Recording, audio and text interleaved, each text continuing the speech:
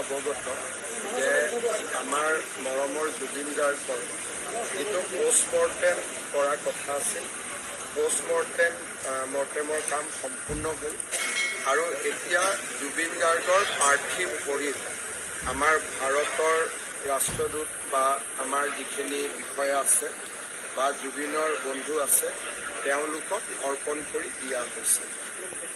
ইয়াৰ next ষ্টেপটো হ'ল তেখেতক আমি পাৰ্থিৱ শৰীৰক আমি দিল্লীলৈকে লৈ আহিম আৰু দিল্লীৰ পৰা এখন বিশেষ বিমানযোগে আমি তেখেতক গুৱাহাটীলৈকে লৈ আহিম। গুৱাহাটীত অহাৰ সময়টো আমি আপোনালোকক জনাম। গুৱাহাটীত আহিলে প্ৰথম পাৰ্থিৱ শৰীৰ জুবিনৰ ঘৰলৈকে আহিব। সেইখিনি সময়ত আমি বিচাৰিম যাতে কোনো ৰাইজ তাতে নাথাকে, কাৰণ জুবিনৰ পৰিয়ালটোৱে একান্তভাৱে অলপ সময় কটোৱাৰ সেইটোৱে শেষ সময়। কাৰণ এবাৰ সৰু সজাইত অহাৰ পিছত পৰিয়ালে জুবিনৰ লগত সময় কটাব নোৱাৰিব।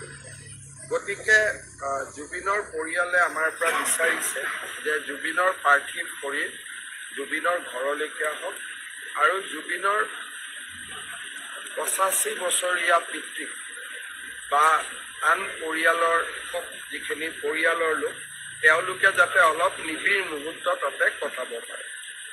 তাতে 1 ঘণ্টা সময় থাকিব আৰু সেইখিনি সময়ত আমাক বেয়া পাব নালাগে। আৰক্ষীয়ে আমি কৈছোঁ যাতে জুবিনৰ পৰিয়ালে জুবিনৰ লগত অন্তৰংগ সময় অলপ কটোৱাৰ পৰিৱেশ এটা যাতে সৃষ্টি কৰি দিয়ে।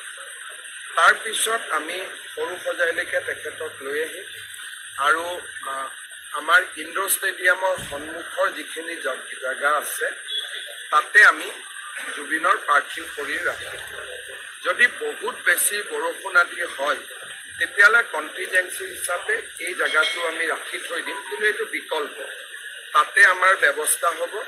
তাৰ পিছফালে জুবিনৰ পৰিয়ালে থাকিব পৰা অলপমান ব্যৱস্থা কৰি দিয়া হ'ব।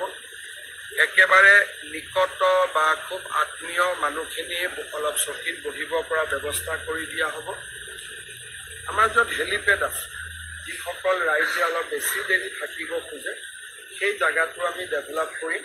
আমাৰ ইয়াৰ যিখিনি মাল্যাৰ্পণ আদি হৈ থাকিব তাতে আমি চাই থাকিব পাৰিম আৰু গুৱাহাটীত বাকী যিমান আমাৰ ভিজুৱেল প্লেটফৰ্ম আছে তাতো আমি গোটেই আমাৰ ইয়াত শ্ৰদ্ধাঞ্জলি অনুষ্ঠানটো আমি পোনপটীয়াকৈ দেখুৱাই থাকিম।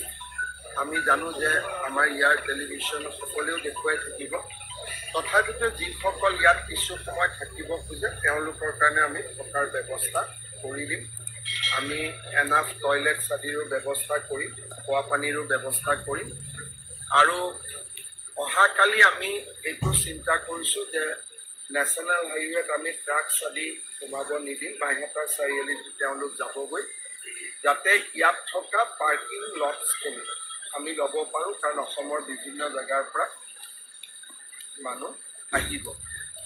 আৰু অহাকালি ৰবিবাৰ আছে, অহাকালি বন্ধ দিয়াৰ কোনো প্ৰাসংগিকতা নাই, কিন্তু যিদিনাখন জুবিনৰ অন্তিম সংস্কাৰ হ'ব সিদিনাখন আমি বিদ্যালয় মহাবিদ্যালয় আদি নিশ্চিতভাৱে আমি বন্ধ দিম।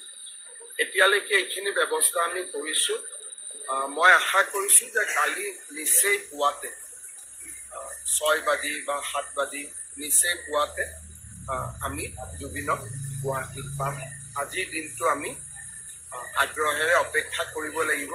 মই চেষ্টা কৰিছিলোঁ আজি আনিবৰ কাৰণে, ছিংগাপুৰৰ কৰ্তৃপক্ষকো কৈছিলোঁ যে পোষ্টমৰ্টেম নকৰাকৈ পঠিয়াবৰ কাৰণে, কিন্তু অসমত যিহেতু তদন্তৰ কথা এটা আহিলে বা এজাহাৰ আদিও আহিলে তাৰ পৰিপ্ৰেক্ষিতত আমি পোষ্টমৰ্টেমটো খুব বেছি না কৰিবৰ কাৰণে আমি সুবিধা নাপালোঁ, কাৰণ ছিংগাপুৰ কৰ্তৃপক্ষ অলপ সচেতন হৈ গ'ল। ইয়াৰ ফিডবেকখিনি তেওঁলোকেও পায়। সেইকাৰণে আজি অনাৰ যিটো প্ৰচেষ্টা সেইটোত আমি সফল নহ'লোঁ, কিন্তু আজি নিশাৰ ভিতৰতে তেখেত দিল্লীলৈ আহিব আৰু দিল্লীৰ পৰা আমি বিশেষ বিমানেৰে তেখেতক গুৱাহাটীলৈ লৈ আহিম।